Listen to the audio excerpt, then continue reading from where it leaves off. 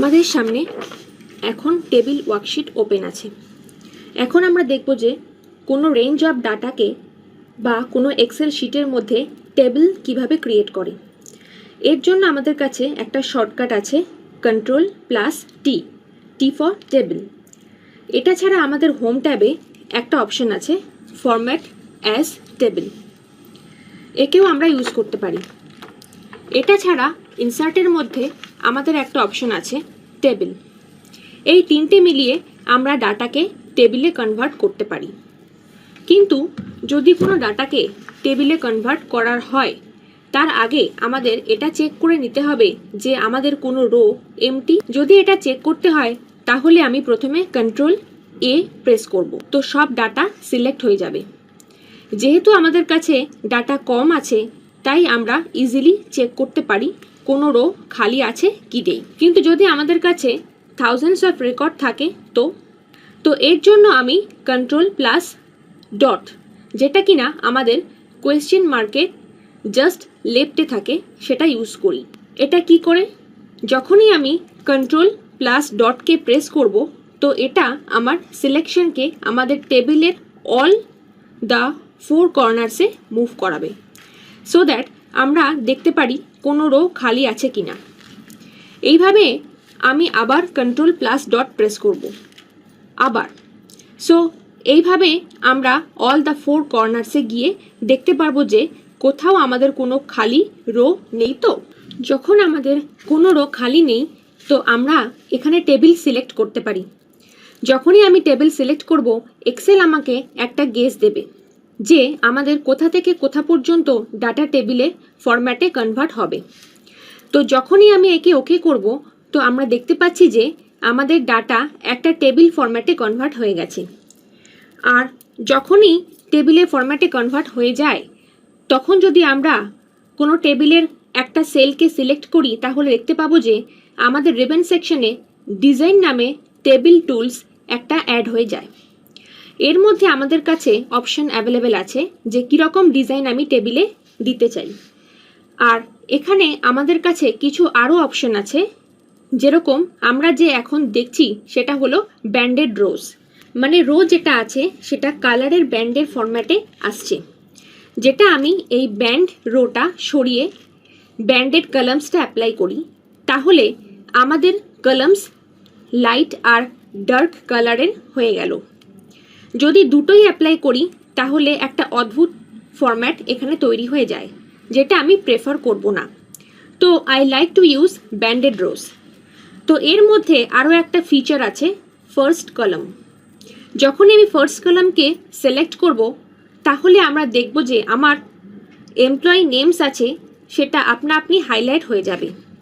আর যদি আমি last কলামকে select করি, তাহলে লাস্ট কলামে যে ভ্যালু আছে সেটা হাইলাইটেড হয়ে যাবে। সো এই ওয়েতে আমরা টেবিলের কিছু ডিজাইন টুলস এখানে দেখতে পাচ্ছি। এখন সাপোজ এখানে আমি নতুন কোনো রো বা নতুন কোনো কলাম অ্যাড করতে চাই। তো সাপোজ আমি আমিশ এর নিচে গিয়ে অঙ্কিত এর একটা কলাম অ্যাড করছি। যখনই আমি ট্যাব প্রেস করব, তো দেখব যে এখানে একটা ফর্মুলা ইনসার্ট হয়ে গেছে আর টেবিলের আরেকটা ফরম্যাট এখানে তৈরি হয়ে গেল। সাপোজ অঙ্কিত ও আইটিতে কাজ করে, ও একটা ফুল টাইম এমপ্লয়ি। ও জয়েন করেছিল 16 জুন 2000-এ। এর 16 ইয়ার্স কমপ্লিট হয়ে গেছে। এর স্যালারি সাপোজ 20,000। তো এখানে আমরা দেখলাম যে আমি এই সেলসগুলোর জন্য কোনো ফর্মুলা লাগাইনি। যখনই একটা নতুন রো ইনসার্ট করলাম, তো আপনা আপনি টেবিলের ফরম্যাট এখানে ফর্মুলা চলে আসলো।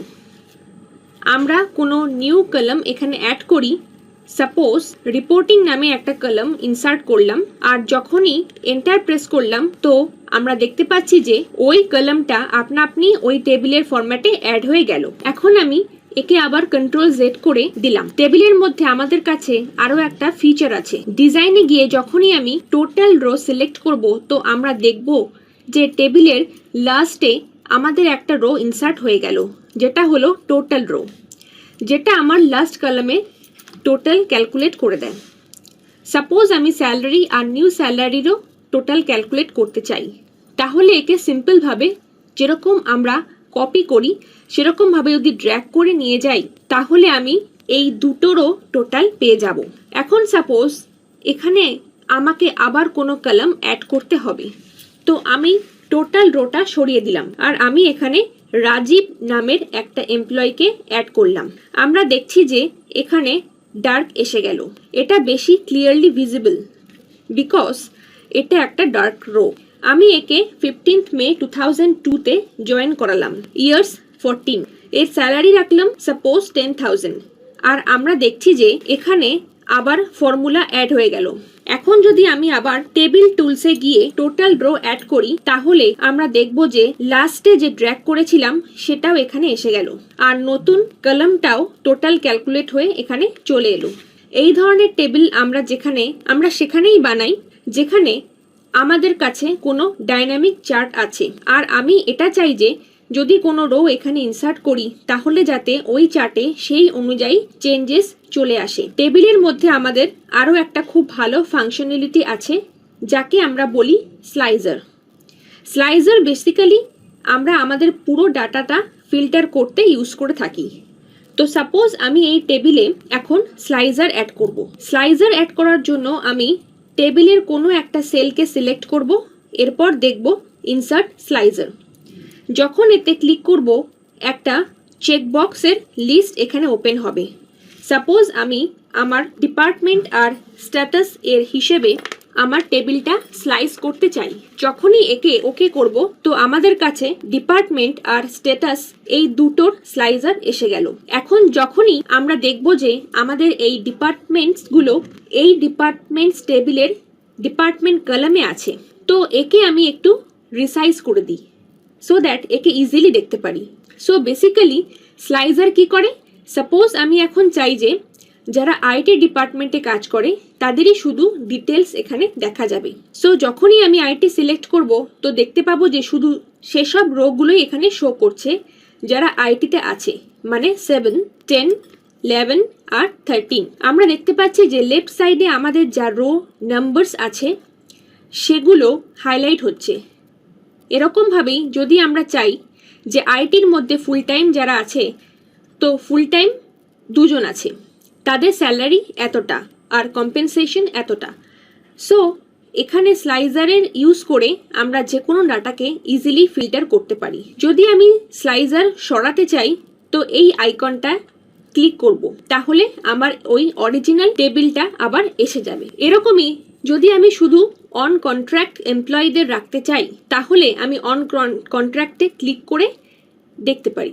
আমরা দেখতে পাচ্ছি যে যদি আমি স্ট্যাটাসে অন কন্ট্রাক্ট সিলেক্ট করি তো ডিপার্টমেন্টে মার্কেটিং, সেলস আর আইটি এগুলো অনলি দেখাবে, বাকি দুটো ফেড হয়ে গেছে, মানে অ্যাডমিন আর ট্রেনিংয়ের কোনো এমপ্লয়ি অন কন্ট্রাক্টে নেই। এরকমভাবেই যদি আমি পার্ট টাইম করি তো তাহলে মেন যে 3টে ডিপার্টমেন্ট আছে সেগুলো ওপরে হাইলাইট হয়ে চলে আসবে। সো স্লাইজারকে আমরা টেবিলে অ্যাপ্লাই করে যদি আমাদের কাছে থাউজেন্ডস ডাটা থাকে তাহলে স্লাইজারের ইউজ করে আমরা ইজিলি ডাটা ফিল্টার করতে পারি।